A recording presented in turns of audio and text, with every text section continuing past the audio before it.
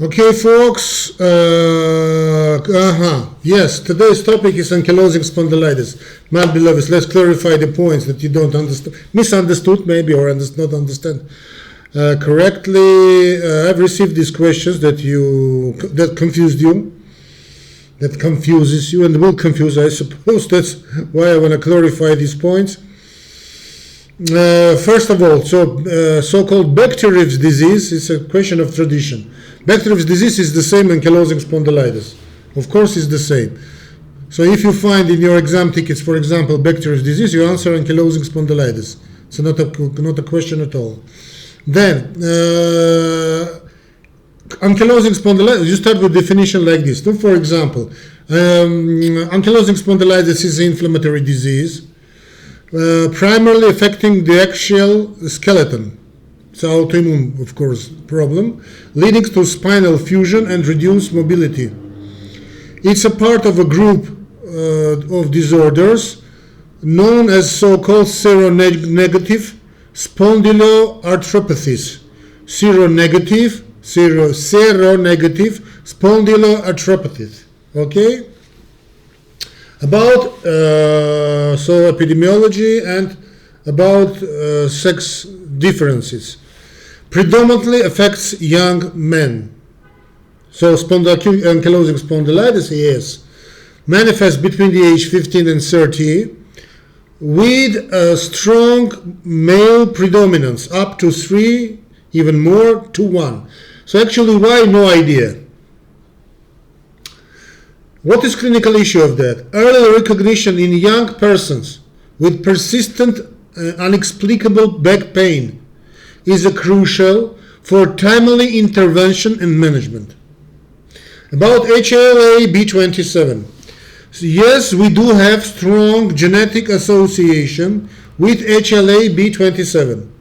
And we can say now, with confidence, that approximately 90 up to 95%, 95, I can say almost always, of patients with this ankylosing spondylitis, i.e. Bekterev's disease or Bekhterev disease, with ankylosing spondylitis possesses this HLA-B27 gene, which significantly increases susceptibility.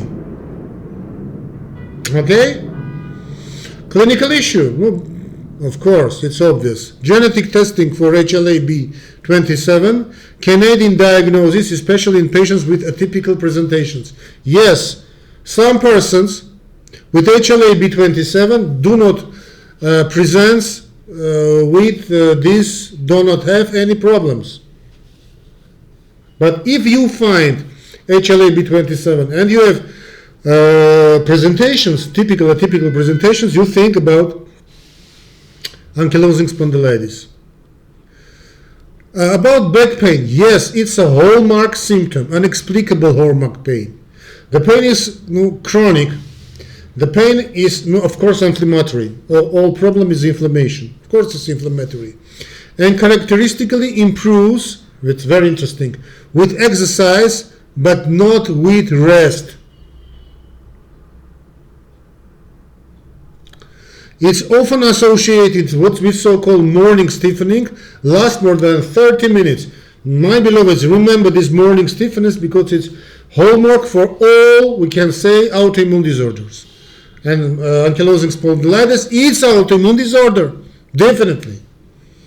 Clinical issue, differentiating inflammatory back pain, or so-called, from so-called mechanical back pain helps guide early diagnosis and management. Yes, my beloveds, it's not quite correct statement because every pain is inflammation. We can say that. Yes, with little exemptions, but anyway, every pain it's inflammation. But we can differentiate obvious inflammatory back pain and mechanical back pain when an inflammation plays not the first role like here. I hope it's not so vague. Huh? Then so-called bamboo spine, bamboo.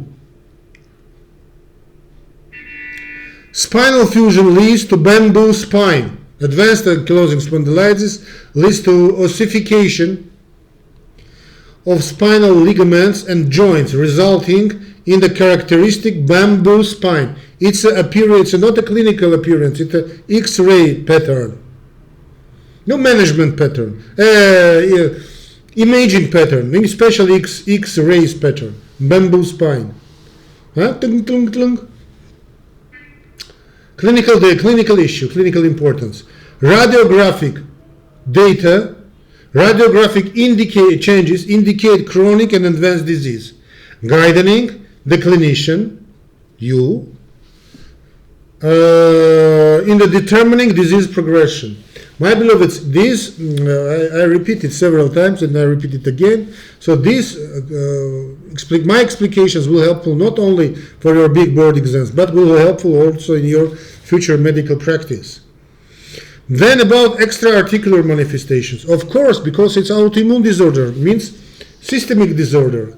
Patients may also develop up to 40% of them uveitis, around 40% of persons, aortitis, cardiac conduction abnormalities, and pulmonary fibrosis, particularly in upper lobes. Clinical importance. Systemic screening and multidisciplinary management are crucial for addressing extra-articular complications. It's okay for any autoimmune disorder, of course. Reduced chest expansion due to costovertebral joint involvement. Inflammatory and fusion of costovertebral joints can limit thoracic expansion, affecting respiratory function even. So that's why it's so important to monitor chest expansion. Monitoring, clinical importance. Monitoring chest expansion, my beloveds, is vital to assess disease impact on pulmonary function. About drugs, NSAIDs. Yes, non-steroid anti-inflammatory drugs, NSAIDs, are first-line management. NSAIDs, such as indomethacin, are highly effective for symptom control and reducing inflammation. Early there is no contraindications, of course. So early initiation of NSAIDs can improve quality of life. Yes. And help maintain function. Yes.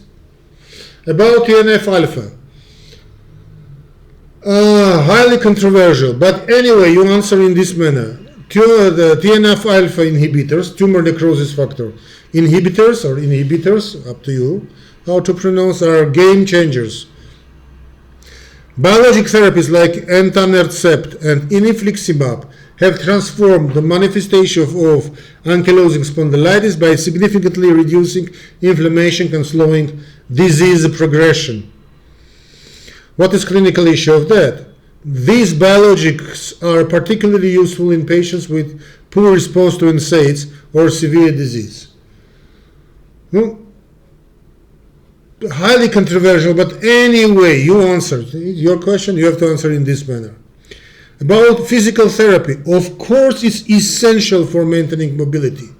Exercise and physiotherapy are crucial to preserve spinal flexibility and posture, reduce pain and maintain functional independence. And I think it's the core of the problem. Exercise and physiotherapy.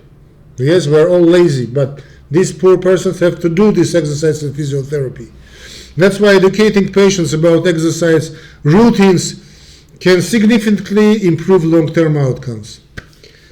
About diagnosis, unfortunately, diagnosis is often delayed by several years, unfortunately.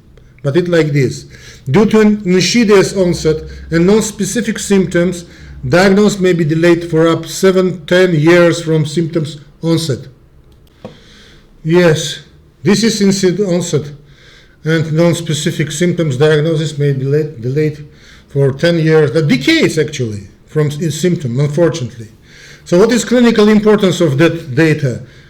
Improving awareness among primary care providers is essential for early diagnosis and intervention, potentially slowing disease progression.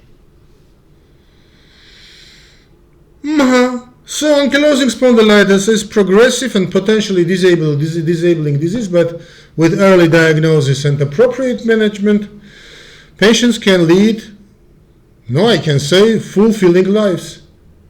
Why not? So that's why understanding clinical features and management option crucial is critical for healthcare professionals, means you. So these several points that I wanted to clarify, so I hope I clarified.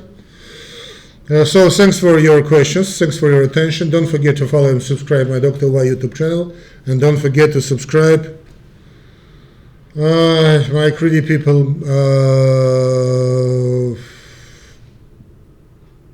my Telegram channel, Dr. Y, WHY. So you type in searching mode, Dr. WHY, like question, why? So you find this Telegram channel. It's private. It's not costly at all. Very cheapy. So you type in searching mode Dr. Y. So you click start and choose your plan. God bless you.